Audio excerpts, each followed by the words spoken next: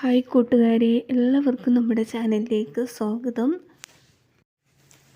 അപ്പോൾ ഇന്നത്തെ എൻ്റെ വീഡിയോ എന്ന് വെച്ചാൽ ഞങ്ങളുടെ പള്ളിയിലുള്ള ഒരു ബ്രദറിൻ്റെ വീട് താമസമാണ് കേട്ടോ. അപ്പോൾ അതിൻ്റെ കാഴ്ചകളും വിശേഷങ്ങളുമാണ് ഞാൻ കാണിക്കാൻ വേണ്ടിയിട്ട് പോകുന്നത്. അപ്പോൾ ഈ വീട് വരുന്നത് മലമ്പുഴ പഞ്ചായത്തിലാണ് കേട്ടോ. ഡാമിൻ്റെ അടുത്തായിട്ട് വരും. ഞങ്ങളുടെ വീടിൻ്റെയൊക്കെ അടുത്താണ്. അപ്പോൾ മലമ്പുഴ പഞ്ചായത്തിലെ ഏറ്റവും വലിയ വീടാണിത്. 10,000 സ്ക്വയർ ഫീറ്റാണ് ഈ വീടിൻ്റെ വലിപ്പം. പിന്നെ ഈ വീടിൻ്റെ പണികളൊക്കെ പൂർത്തീകരിക്കാൻ വേണ്ടിയിട്ട് ഒരു 2 വർഷത്തോളം എടുത്തിട്ടുണ്ട്. അത്രയും പണികളായിരുന്നു. എല്ലാം മരത്തിൻ്റെ സംഭവങ്ങളാണ് ഈ ചെയ്തിരിക്കുന്നത്. അടിപൊളിയായിട്ടുണ്ട്. ഒരു നല്ലൊരു കൊട്ടാരത്തിൻ്റെയൊക്കെ ഒരു പ്രതീതിയാണ്. അവർ അതിൻ്റെ ഉള്ളിൽ സാധനങ്ങളൊന്നും സെറ്റ് ചെയ്തിട്ടില്ല. സെറ്റ് ചെയ്ത് വരുന്നേ ഉള്ളൂ.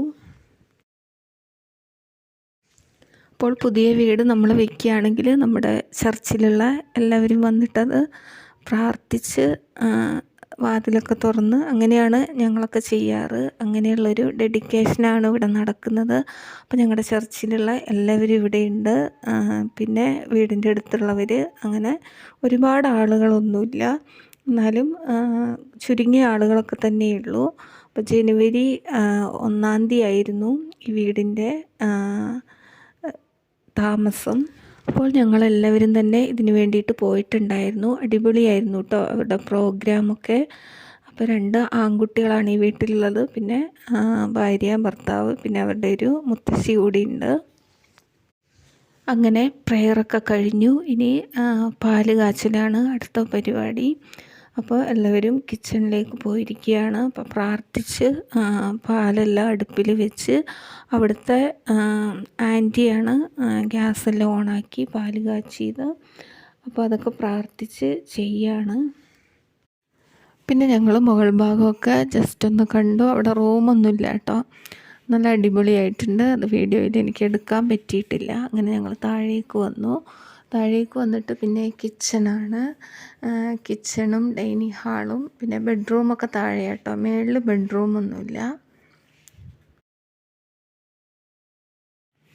പിന്നെ ഇതാ താഴെ ഒരു അടിപൊളി ബാത്റൂമുണ്ട്.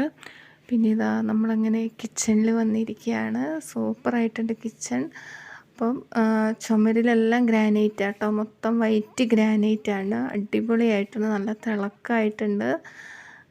പിന്നെ ഇവിടെ കബോർഡൊക്കെ ചെയ്തിരിക്കുന്നത് തേക്കിലാണ്. താഴെയും മേളിലും എല്ലാം കബോർഡ് ചെയ്തിരിക്കുന്നത് തേക്കിലാണ്. പിന്നെ 2ാമത്തെ അടുക്കളയാണ്. അവിടെയാണ് വിറകടുപ്പൊക്കെ സെറ്റ് ചെയ്തിരിക്കുന്നത്.